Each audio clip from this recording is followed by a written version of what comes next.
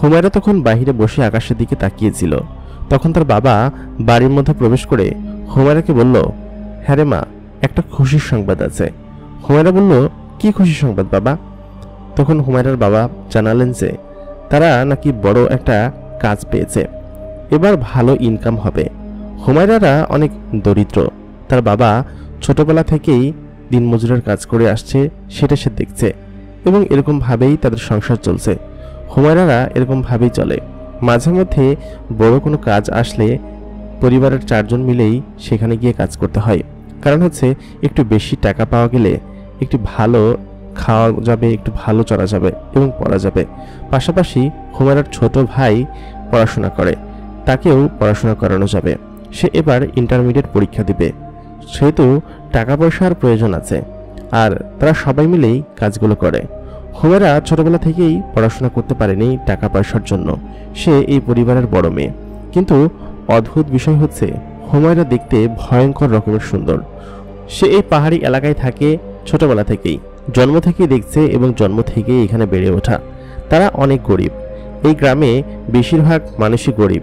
তারা শহরে গিয়ে টুকটাক কাজ করে, দিনমজুরের কাজ বা যে কাজই পায় সেই কাজই করে। হুমায়রা তার বাবাকে জিজ্ঞেস করলেন, কি কাজ বাবা? কোত্থেকে, মানে কোথায় যেতে হবে? শহরে যেতে হবে নাকি আবার? ওর তো অনেক দূরে যেতে হবে তাহলে। তখন হুমায়রার বাবা বললেন, আরে না, শহরে না, আমাদের গ্রামের দক্ষিণ সাইডে যে মহলটা আছে না, ওইখানের সাহেবরা আসবেন। তুই তো দেখিসনি একসময় এই মহল কত জাঁকজমক ছিল। সে 20 বছর আগের কথা। এখানে 2 ভাই থাকতো। এত বড় মহল বানিয়ে তারা চলে গিয়েছে এখান থেকে শুধুমাত্র পারিবারিক দ্বন্দ্বের কারণে। তুই তো জানিস না এদের মধ্যে কত মিল ছিল। এরা এখানে যখন ছিল তখন আমাদের বেশিরভাগ গ্রামবাসীদের মধ্যে অনেক শান্তি ছিল। ওনারা কাজ দিত, ঠিকমতো খাবার দিত, আবার টাকা পয়সাও বেশি বেশি দিত। সব মিলিয়ে ওনারা যখন ছিলেন তখন খুব ভালো ছিলাম। সেই সময় আমি ওনাদের বাড়িতে কাজ করতাম, এখনও অবশ্য করি। দেখিস না মাঝে মধ্যে ওইখানে গিয়ে দেখাশোনা করি, টেক কেয়ারের দায়িত্ব পালন করছি, এটা তো দেখিসই। কিন্তু তখন ওই সময়ে আমি ওইখানের সবথেকে ভালো কর্মচারী ছিলাম। সাহেব আমাকে অনেক ভালোবাসতেন, আমাকে সবসময় আদর করতেন, নানান জিনিসপত্র দিতেন, বেশি বেশি করে টাকা পয়সা দিতেন। তখন তো তোরা ছোট ছোট ছিলি, কিন্তু ওনারা চলে যাওয়ার পর থেকেই আমাদের বিপদ শুরু হয়। কেন যে চলে গিয়েছিল সেটাই বুঝতে পারলাম না। তবে একদিন মহলে অনেক ঝগড়া লেগেছিল, তারপর থেকেই দেখি কি যে আস্তে আস্তে সবাই চলে যায় এবং সাহেব লাস্টের দিন যাবার আগে আমার কাছে বাগানের চাবিটা দিয়ে বলে, তুমি এই বাড়ির খেয়াল রেখো। তারপর থেকেই মাঝে মধ্যে আমি বাগানে গিয়ে বাগান পরিষ্কার করি। ওই বাড়িতেই এখন বড় কাজ পড়েছে, আজকালকের মধ্যে বাগানটা পরিষ্কার করে ফেলতে হবে একদম। প্রায় মাসখানিকের উপরে সেখানে যাওয়া হয় না, আর বাড়ির চাবি কালকের মধ্যেই পেয়ে যাব। ঘরের ভেতরটাও পরিষ্কার করতে হবে, পাশাপাশি আরও কয়েকজন মজদুর জোগাড় করতে হবে। তুই আশেপাশে ওই তোর যেসব বোনেরা আছে তাদেরকে বলিস। আর হচ্ছে আমিও দেখছি 2-3 দিনের মধ্যে পরিষ্কার হয়ে যাবে। এত বড় মহল, তা 50 জন লোক তো লাগবেই। হুমায়রা অনেকটা খুশি হয়ে গেল, কারণ হচ্ছে অনেকদিন দূরে কোথাও কাজে যাওয়া হয় না, এই আশেপাশেই গ্রামের ভেতরেই কাজ করা হয়, বা তার বাবা যেরকমভাবে কাজ করে তা দিয়ে চলে যায়। এবার হয়তো কিছু টাকা জমিয়ে ঘরটা একটু পাকা করা যাবে, কারণ তাদের ঘরটা কাঁচা, মাঝে মধ্যে বৃষ্টি আসলেই ভেঙে পড়ে, আবার ঠিক করতে হয়। ঘরটা যদি পাকা করা যেত তাহলে কতই না ভালো হতো। এবার টাকা পেলে তারা ভাবলো যে এটাকে পাকা করবে। তারা মনে মনে বেশ খানিকটা খুশি হলো। পরদিন সকালবেলা তারা 3 জনে মিলে চলে গেল সেই মহলের মধ্যে। মহলের মধ্যে হুমায়রা প্রথম প্রবেশ করলো। এর আগে ছোটবেলায় তার বাবার সাথে প্রবেশ করেছে সেটা মনে আছে, তবে এই প্রথমবারের মতো অনেক বছর পরে মহলের ভেতরে প্রবেশ করলো। মহলের চাবিটা হুমায়রার কাছে দিয়ে বলল কি যে, ভেতরে গিয়ে দেখতো তুই আর তোর মা যার সাথে। তারপর হুমায়রা এবং হুমায়রার মা মহলের ভেতরে গেল। হুমায়রার বাবা তখন গার্ডেনে ঘাসগুলো পরিষ্কার করছিল। বলল কি যে, ভেতরে গিয়ে দেখবি একটা রুম আছে পাশে, সেখানে কিছু মেশিন আছে, মেশিনগুলো ভালো আছে কিনা নিয়ে আগে বের করে, এগুলো দিয়ে ঘাস কাটতে সুবিধা হয়। হুমায়রা অনেক কষ্ট করে প্রধান ফটক খুলে যখন দরজাটা ধাক্কা দিল, ধাক্কা দেওয়ার সাথেই ভেতর থেকে অনেকগুলো চামচিকে বাদুড় পাখি বের হয়ে আসলো। অনেক বছর এই ঘরের দরজা খোলা হয় না, অনেক বছর বলতে অলমোস্ট 20 বছর পার হয়ে গিয়েছে। এত বছর এখানে কেউ থাকে না। হুমায়রার দেখে ভয় লাগতে শুরু করলো, কারণ ভেতরটা একদম স্যাঁতসেঁতে এবং ময়লা জমে আছে, প্লাস মাকড়সা জাল বুনে রেখেছে। অনেক বছর না থাকলে যা হয় আর কি। তারপর তার কথা মতো তারা দুইজন পাশের সেই স্টোর রুমে গেল এবং সেখানে গিয়ে ঘাস কাটার মেশিনটা নিয়ে আসলো। বাহিরে এসে যখন সেটাকে স্টার্ট দিতে যাবে তখন দেখলো সেটা আর কাজ করছে না। 20 বছর আগের এই মেশিন এখন আর কাজ করবে কিভাবে? এরপর তারা তিনজন হাতে হাতে কাজটা সম্পূর্ণ করতে লাগলো। আজকে বেশ কিছুজন লোক এসেছে, কারণ হচ্ছে একদিনে অনেক বেশি জনবল লাগবে। সবাই মহলের ভেতরটা একদম পরিষ্কার করে ফেললো। প্রায় 50 জনের মতো এসেছিল। এখন বাকি আছে শুধুমাত্র গার্ডেনের কিছু পরিচর্যা। ভেতরটা আগেই পরিষ্কার করে ফেলা হয়েছে, কারণ হচ্ছে সাহেবরা যদি এসে দেখে ভেতর পরিষ্কার হয়নি তাহলে তো একদম মেরেই ফেলবে। ওই দিন পরিষ্কার পরিচ্ছন্ন করে হুমায়রা এবং তার বাবা মা তিনজনেই বাড়িতে চলে গেলেন। তার পরের দিনে অল্প কিছু কাজই ছিল। হুমায়রা এবং হুমায়রার বাবা দুজনে আসলেন। দুজনে এসে কাজ করতে লাগলেন। কিছুক্ষণ পর হুমায়রার বাবা হঠাৎ করেই অসুস্থ হয়ে পড়ে গেলেন। বেটার বয়স হয়েছে, অনেকটা বৃদ্ধ হয়েছে, এখন আর আগের মতো ভার সইতে পারে না। একটা ভারী জিনিস উঠাতে গিয়ে হঠাৎ করে মাথা ঘুরে পড়ে যায়। তারপর হুমায়রার বাবা তার এক চাচাকে দিয়ে তাকে বাড়িতে পাঠিয়ে দেয়। হুমায়রা একা একাই গার্ডেনে কাজ করতে থাকে। বেশ কিছু কাজ ছিল, সন্ধ্যার আগে আগে শেষ হয়ে যাবে।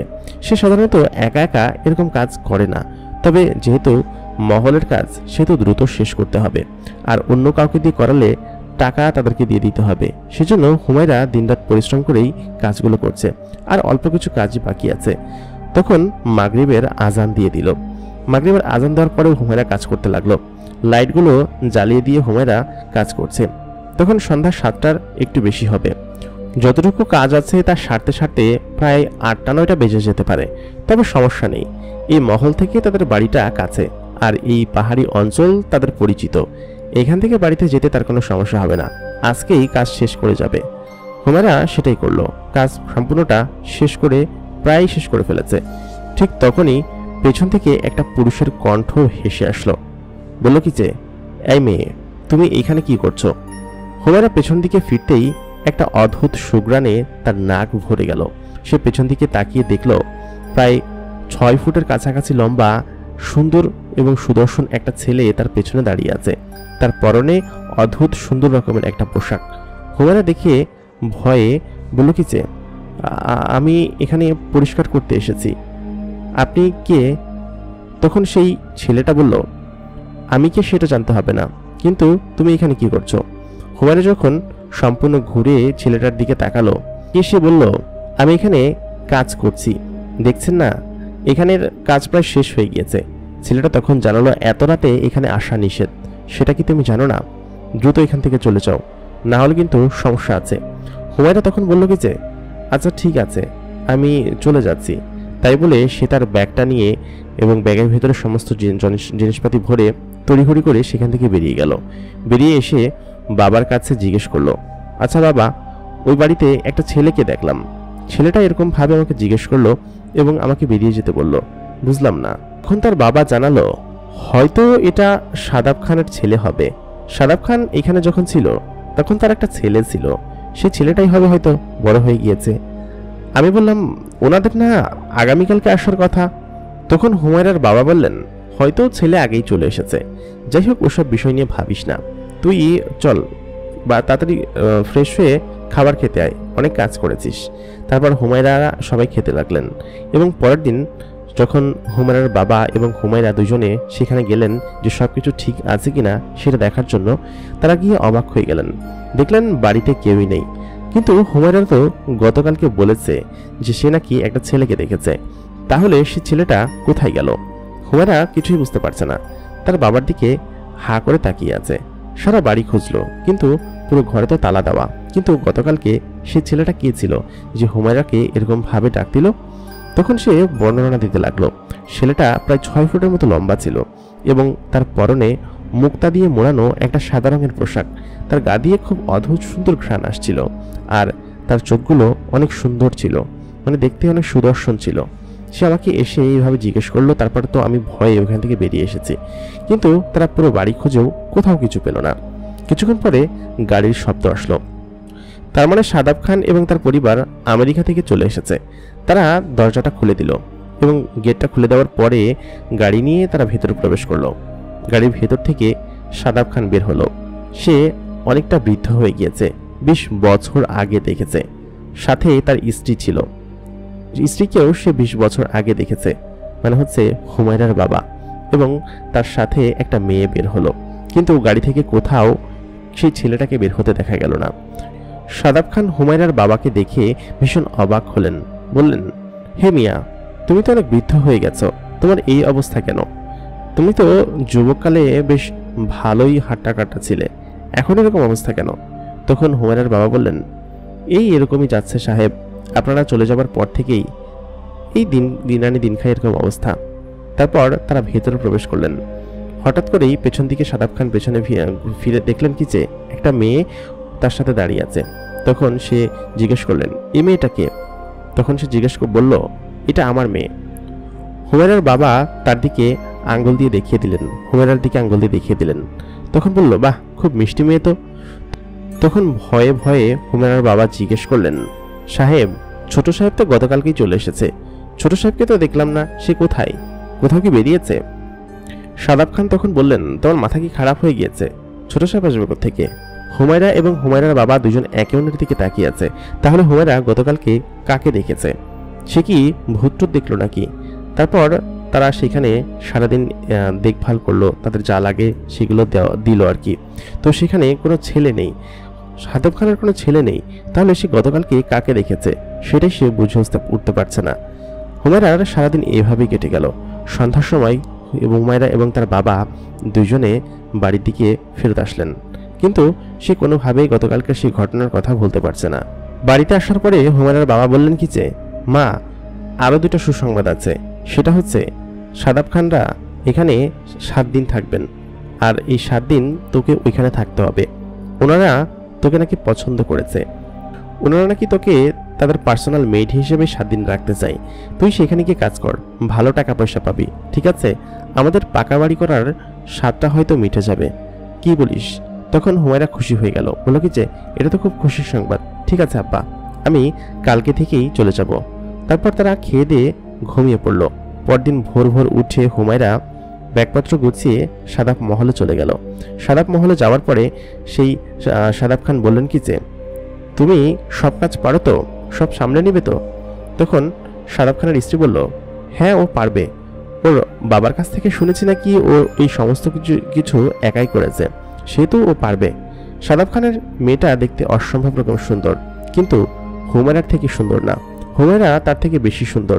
গতকাল আসার পরে শাদাব খান নিজে তার প্রশংসা করেছে, সুন্দরী না হলে নিশ্চয়ই এত প্রশংসা করতো না। হুমায়রা সারাদিন কাজ করতে লাগলেন এবং এটা ওটা তাদেরকে সার্ভ করতে লাগলেন।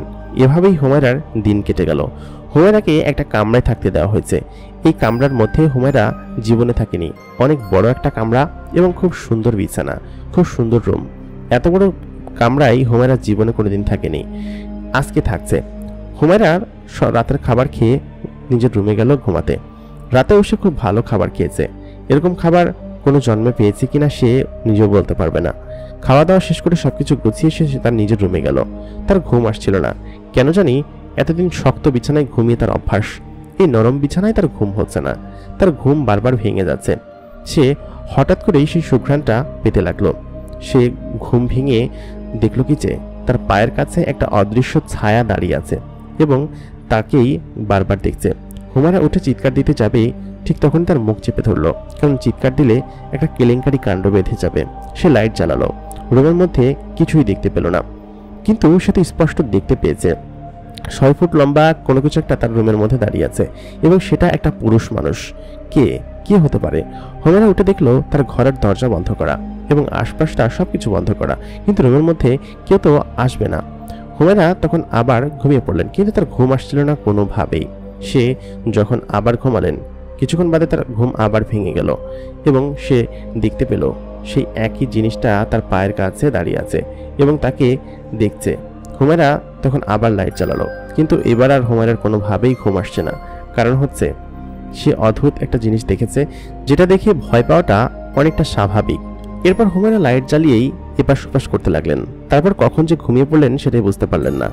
ঘুম ভাঙলো জোরে জোরে দরজা ধাক্কার শব্দে। একজন চাকর তাকে ডাকতে এসেছে, বলল কি যে, তাড়াতাড়ি উঠো, নাস্তা বানাতে হবে। সবাই জেগে গিয়েছে, তুমি এখনো ঘুমাচ্ছ? হুমায়রা সাধারণত এত দেরি হয় না, সে একদম কাক ভরে ঘুম থেকে উঠে যায়, কিন্তু আজকে সে ঘুম থেকে উঠতে দেরি করেছে। তার নিজের উপরই লজ্জা লাগছে। সে দ্রুত উঠে কাপড় চোপড় ঠিক করে দ্রুত রান্নাঘরে গেল এবং তাদের জন্য খাবার বানাতে লাগলো। এরকম করেই প্রায় 2 দিন সময় কেটে গেল। সাদাব মহলে তার খুবই ভালো লাগছে। এত বড় মহলতে সে তার বাপের জন্মে কোনোদিন দেখেনি বা থাকেও নি। বাইরে থেকে এই মহলটা দেখেছে, কিন্তু ভেতর থেকে এই মহলের ভেতরে সে জীবনে কোনোদিন থাকবে কল্পনা করেছে? কোনোদিন করেনি। সাদাব মহলের সবাই বেশ ভালো। সকালের সমস্ত কাজ শেষ করে দোতলার করিডোর দিয়ে হুমায়রা নিজের রুমে যাচ্ছিল। ঠিক তখনই পেছন থেকে একটা পুরুষ কণ্ঠস্বর শুনতে পেল। পেছন থেকে তাকে ডেকে বলল, এই যে শুনছেন, একটু দাঁড়ান। হুমায়রা পেছন দিকে তাকিয়ে দেখল সেই ছেলেটা কাছে আসছে এগিয়ে। হুমায়রার হাত পা কাঁপছে। ছেলেটা কে?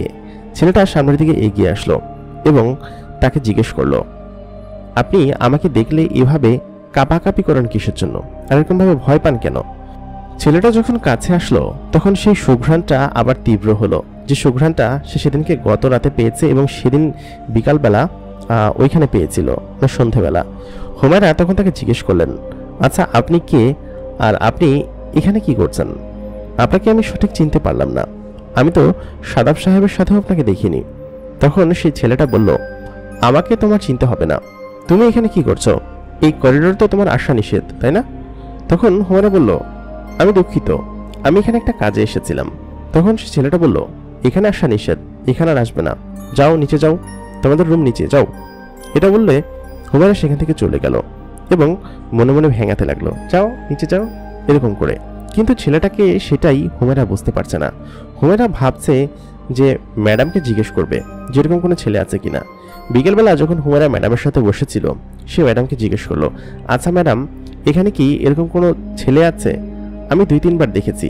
তখন সে বলল কি যে, কই না তো, এটা তোমার মনের ভুল। আর তোমাদের ছোট সাহেব তো, সে তো আমেরিকাতে, সে আসেনি এখানে। কিন্তু সে স্পষ্ট দেখেছে এবং গতদিনও দেখেছে, আজকেও দেখেছে। সে বুঝতে পারছে না আসলে ছেলেটাকে। ওই দিন রাত্রেবেলা সে আবার পাশের করিডোর দিয়ে হেঁটে আসছিল নিজের রুমের দিকে, কারণ সমস্ত কার্যকলাপ শেষ হয়ে গিয়েছে, এখন সে ঘুমাতে যাবে। এটা নিজের করিডোরই ছিল। তখন পেছন থেকে একটা পুরুষের কণ্ঠ আসলো, বলো কি চয়, এই যে শুনুন। হুমায়রা পেছন দিকে তাকালো, দেখলো অদ্ভুত সুদর্শন সেই পুরুষটি তার পেছনে দাঁড়িয়ে আছে।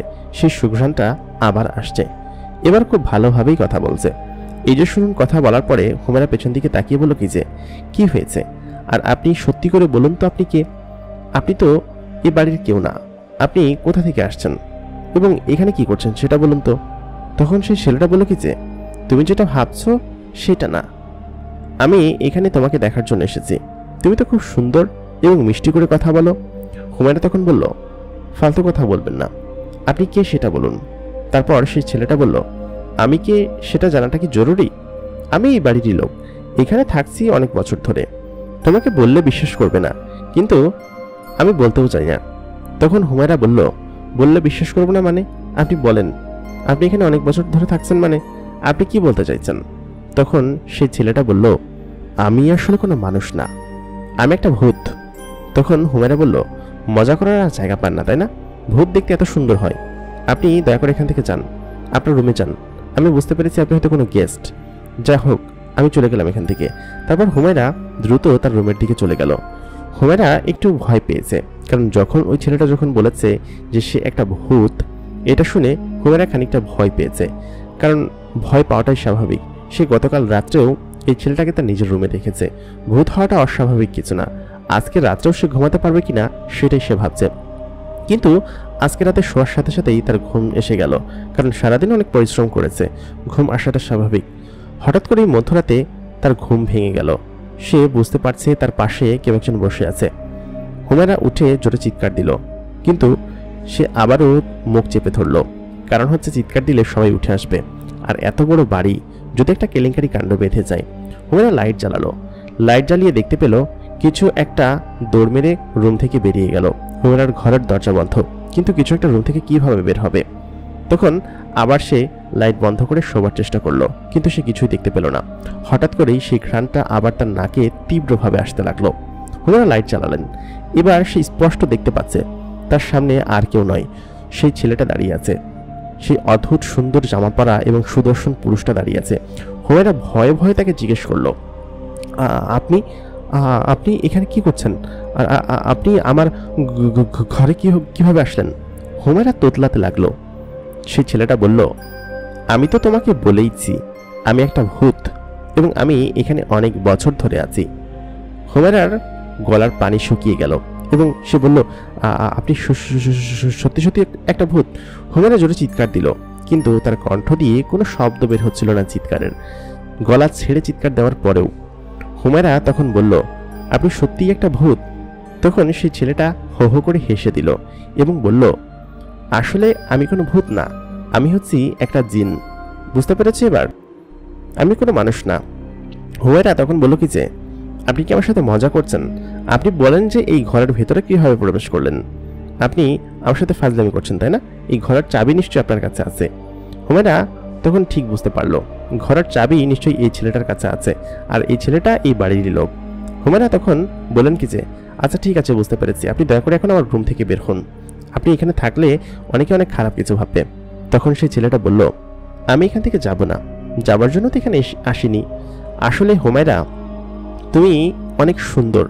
প্রথম যেদিন তোমাকে গার্ডেনে দেখেছিলাম ভেবেছিলাম তোমার ঘাড় মটকে দিব এবং তোমাকে এখান থেকে বের করে দিব, কিন্তু তুমি যখন সেদিন ফিরে তাকিয়েছিলে আমার দিকে, তোমাকে দেখে আমার এত পছন্দ হয় যে আমি নিজেকেই নিজে সামলাতে পারিনি। তোমার দিকে তাকিয়ে আমি ভ্যাবাচ্চেকা খেয়ে যাই। তারপর দিন থেকেই তো আমি তোমাকে দেখছি, তোমাকে যতই দেখছি ততই অবাক হচ্ছি। আসলে আমি হয়তো তোমার প্রেমে পড়েছি, বুঝতে পারছো? হুমায়রা তখন বলল, প্রেম না কচু, আপনি বললেন তো আপনি একটা ভূত।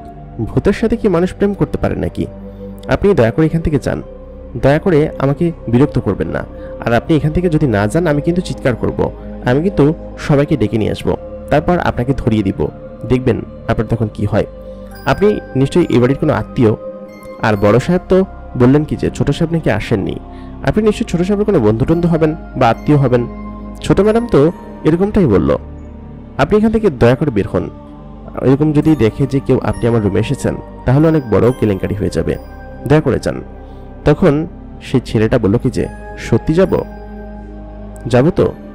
মেয়েটা বলল, আহা যান না, এখন যান, দয়া করে কালকে সকালবেলা বা দিনের বেলা আইসেন, প্লিজ এখন যান, যদি কেউ দেখে ফেলে তাহলে সমস্যা হবে।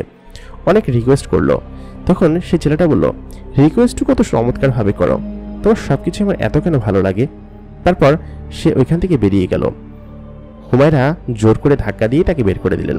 হুমায়রার ছেলেটাকে দেখিয়ে প্রথম দিন থেকেই পছন্দ হয়, কিন্তু ছেলেটা যে একটা বড়লোকের ছেলে, হুমায়রার সাথে কোনোদিন যাবে না। হুমায়রা একটা গরিব দিনমজুরের মেয়ে, তার কি ওনার সাথে যায়? কখনোই যায় না।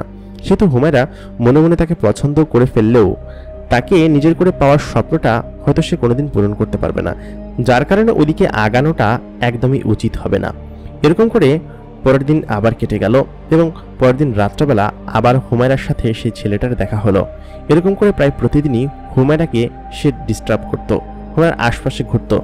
এরকম করতে করতে প্রায় 10 দিন সময় কেটে যায়। সাদাব সাহেবরা 7 দিনের কথা বলে এসেছিলেন, কিন্তু 10 দিন পার হয়ে গেল, এখনও তারা যাচ্ছেন না। তাদের নাকি এখানে ভালো লেগেছে, আরও 1 সপ্তাহ থাকতে চায়। কিন্তু এই 10 দিনের মধ্যে হুমায়রা কখন কখন ওই ছেলেটার প্রেমে পড়ে গিয়েছে হুমায়রা নিজেই বুঝতে পারেনি। আর ছেলেটা তো তাকে প্রথম দিনই প্রেমের প্রস্তাব দিয়েছে। কিন্তু সবথেকে বড় কথা হচ্ছে হুমায়রা এই ছেলেটার সাথে কিছুই হবে না। ছেলেটা অনেক বড় লোক এবং কোটি কোটি টাকার মালিক, সম্ভবত সাদাব খানের আত্মীয়। এমনটা সে কি করবে সে বুঝতে পারছে না। কিন্তু সে তো প্রথমবারের মতো তার মন ওই ছেলেটাকে দিয়ে ফেলেছে। হুমায়রা এর আগে কোনোদিন প্রেমে পড়েনি, কিন্তু এই প্রথমবার সে ওই ছেলেটার প্রেমে পড়েছে। হুমায়রা কি করবে কিছুই বুঝতে পারছে না। এরকম করে আরো 2-3 দিন কেটে গেল দ্বিধা দ্বন্দ্বে।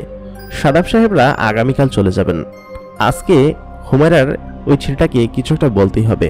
সে কি বলার সাহস পাবে? হুমায়রা কিছু বুঝতে পারছে না। হুমায়রা তার নিজের রুমে চুপচাপ বসে আছে। হঠাৎ করেই ছেলেটা রুমের মধ্যে প্রবেশ করলো। হুমায়রার চোখের পলকে ছেলেটার দিকে তাকালো, কিন্তু ছেলেটা তো কোনো চাবি দিয়ে ঘরের মধ্যে প্রবেশ করলো না। হুট করে ছেলেটা ঘরের ভিতরে কিভাবে আসলো সেটাই সে বুঝতে পারছে না। হুমায়রা তখন বললেন কি যে, আচ্ছা আপনি ঘরের ভিতরে কিভাবে আসলেন বলেন তো? আপনি কিভাবে আসছেন আমি বুঝতে পারছি না। তখন সেই ছেলেটা আবার বলল, হুমায়রা আমি তো তোমাকে বলেছি আমি একটা জিন, আর জিনারা চাইলে যে কোনো কিছু করতে পারে। হুমায়রা তখন বলল, আপনি মিথ্যা কথা বলছেন, জিনবিন কোনো কিছু হয় না। তারপর সে ছেলেটা হুমায়রাকে বলল, আচ্ছা হুমায়রা, আমি যে তোমাকে পছন্দ করি সেটা কি তুমি বুঝতে পারো? আমি যে তোমাকে ভালোবাসি এটা কখনোই সম্ভব না। আপনি বড়লোকের ছেলে, আপনার বড়লোকই সব কারবার। আমি গরিব কৃষক, একজন দিনমজুরের মেয়ে। আপনার সাথে আপনার কখনোই যাবে না। আর আপনাদের কারবারই অন্যরকম। আপনার সাথে আমার কোনোদিন বিয়েও হতে পারবে না, কোনোদিন সম্ভব না। আপনি দয়া করে চলে যান। আপনারা কালকে চলে যাচ্ছেন, দয়া করে চলে যান। হুমায়রা খুব মন খারাপ নিয়ে কথাগুলো তাকে বলল। ছেলেটা তখন বলল, হুমায়রা, আমার দিকে তাকিয়ে বলো, তুমি কি আমাকে ভালোবাসো না? বলো। হুমায়রা তখন মাথা নিচু করে বসে থাকলো। ছেলেটা তখন বলল, আমি জানি তুমি আমাকে ভালোবাসো। তোমার চুপচাপ বসে থাকা, আমাকে মনে করে চুপচাপ হাসা, এগুলো আমি দেখেছি। আমি সবকিছুই দেখি, তুমি কি করো না না করো। তখন হুমায়রা বললেন কি যে, এটা কখনো সম্ভব না সাহেব। আপনার সঙ্গে আমাদের প্রেম কোনোদিনই সম্ভব হবে না, এটা কোনোদিন সফল হবে না। তখন সেই ছেলেটা বলল, সম্ভব হবে হুমায়রা, শুধু তুমি একবার বলো যে তুমি আমাকে ভালোবাসো। হুমায়রা তখন বলল, না না, এটা সম্ভব না। তখন সেই ছেলেটা কাছে এগিয়ে আসলো এবং হুমায়রাকে শক্ত করে জড়িয়ে ধরলো এবং বলল, আমি তোমাকে অনেক ভালোবাসি, দয়া করে তুমি আমাকে ফিরিয়ে দিও না। হুমায়রা চোখের জল ছেড়ে দিল এবং কান্না করতে লাগলো। বলল কি যে, বলো, আমার মনে কখনো কষ্ট দিবে না? যদি কষ্ট দাও তাহলে কিন্তু আমি তোমাকে ছেড়ে চলে যাব। আমি এসব বড়লোকই কারবার ভয় পাই, কারণ হচ্ছে আমি ছোটবেলা থেকেই দেখেছি বড়লোকরা কতটা হিংস্র হয়। বাবার সাথে অনেক জায়গায় অনেক বাড়িতে কাজে যেতাম, তারা এরকম করতো।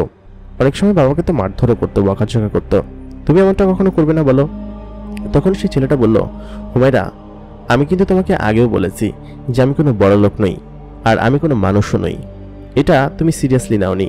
হুমায়রা তখন বলল কি যে, মানুষও নাও মানে? আমি আসলে কিছু বুঝতে পারছি না। হুমায়রা বারবার সেই ছেলেটাকে জিজ্ঞেস করলো। তখন সেই ছেলেটা বলল, হুমায়রা, আমি কিন্তু তোমাকে বারবার বলেছি যে আমি কোনো মানুষ না, আর আমি এই বাড়িরও কেউ না। এখানে আমরা বিগত 40 বছর ধরে থাকছি, আমি থাকছি, আর আমার বাবারা আরও অনেক পুরাতন সময় ধরে থাকছে। এই বাড়ি যখন থেকে তৈরি হয়েছে, এই বাড়িটা তৈরি করেছিল শাদাব খানের বাবা। সেই শাদাব খানের বাবার আমল থেকে আমরা এখানে থাকছি। শাদাব খানের বাবারাই আমাকে এখানে থাকতে দিয়েছিল, কারণ হচ্ছে আমরা এখানে অসংখ্য বছর ধরে আছি এবং তাদের অনুগত্য ছিলাম। এই পরিবারের অনুগত্য আমরা হচ্ছি জিন জাতি।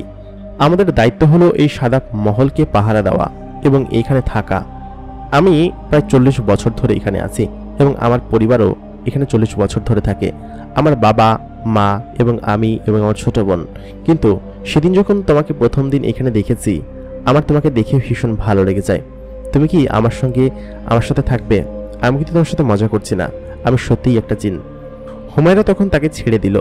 তখন সে জিন ছেলেটা হুমায়রাকে বলল, তুমি একদমই ভয় পেও না। আমি জিন হলেও মানুষের মতোই, তোমাদের সাথেই আমাদের ওঠা বসা। এই শাদাব খানের বাবা আমাদেরকে অনেক ভালোবাসতেন ছোটবেলায়। হুমায়রাকে অনেক বোঝানোর পরে সে বুঝতে পারলো। তারপর সে জিন ছেলেটাকে জড়িয়ে ধরলো, কারণ হচ্ছে সে তো অলরেডি তাকে ভালোবেসে ফেলেছে, এখন আর সেখান থেকে ফেরার কোনো সুযোগ নেই। পরের দিন সকালবেলা তারা সেখান থেকে চলে গেল, মানে শাদাব খান এবং তার পরিবার আবার আমেরিকায় চলে গেল। তারা এখানে বেড়াতে এসেছিল এবং কোনো একটা কাজে এসেছিল। তখন বাড়িটা সম্পূর্ণরূপে ফাঁকা হয়ে গেল। শাদাব মহলকে সবাই ভৌতিক বাড়ি হিসেবে চেনে। এই বাড়ির মধ্যে সন্ধ্যার পরে কেউ যায় না, আর যদিও খোলা থাকলেও সন্ধ্যার পরে কেউ যায় না, কারণ সবাই নাকি এই বাড়িটাকে ভয় পায়। ভয় পাওয়ারও কারণ আছে, কারণ এই বাড়িটা জিন দ্বারা সুরক্ষিত, এটা সে বুঝতে পেরেছে।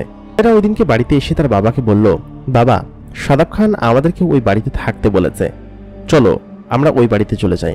আমাদেরকে আর পাকা দালান তৈরি করতে হবে না। আর শাদাব খানরা কবে আবার আসবে তার কোনো গ্যারান্টি নেই, সেহেতু আমাদেরকে ওইখানে থাকতে বলে গিয়েছে। কিন্তু হুমায়রাকে এরকম কোনো কথাই শাদাব খান বলে যায়নি।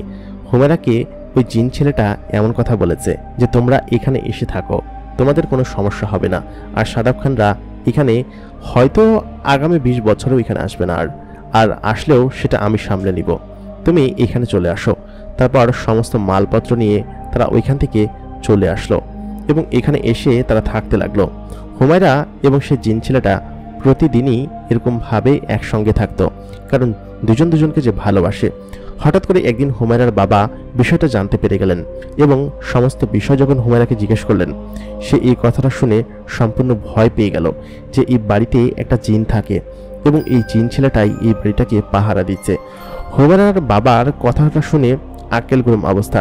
সে যখন সেই জিনটার সম্মুখীন হলেন সে অনেকটা ভয় পেয়ে গেল এবং সেই জিন ছেলেটা তাকে বলল, ভয় পাবার কোনো কারণ নেই, আপনারা এখানে সুরক্ষিত এবং আপনারা আমার মেহমান, সেহেতু আপনারা এখানে যত বছর পারেন তত বছর থাকতে পারেন।